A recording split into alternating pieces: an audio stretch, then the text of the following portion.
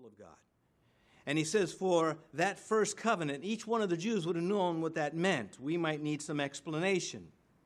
Now, the Old Covenant, or the Old Testament, built on the Mosaic Law. Everything, that is the hinge pin to all that happens in the Old Testament.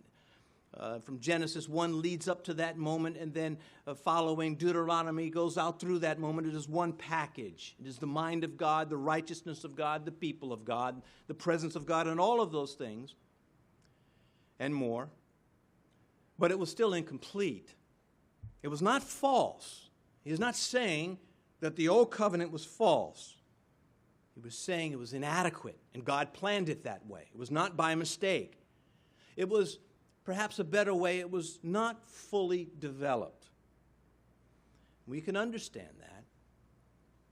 Therefore, when it was put next to that which is fully developed, it was inferior, and that which is fully developed, the New Testament, is superior. That is his argument to them. But this law, it was a revelation from God of His holiness. How else would they have known? Everyone else guessed about God. They mixed Him. They put the head of a jackal on a human's body and bow down to that. Or so carve out some other grotesque representation of deity and call that God and be very serious about it.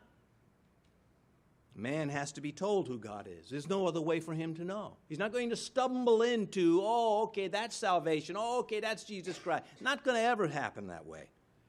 It is by revelation, not speculation. And so this holiness of God for the instruction in righteousness that they would need. But yet it still lacked the ability to save the sinner. It could only cover their sins and not remove them. And they know that. They knew that. They call the atonement the kofar, the covering of sin.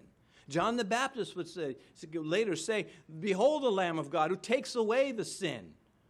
He does more than cover it.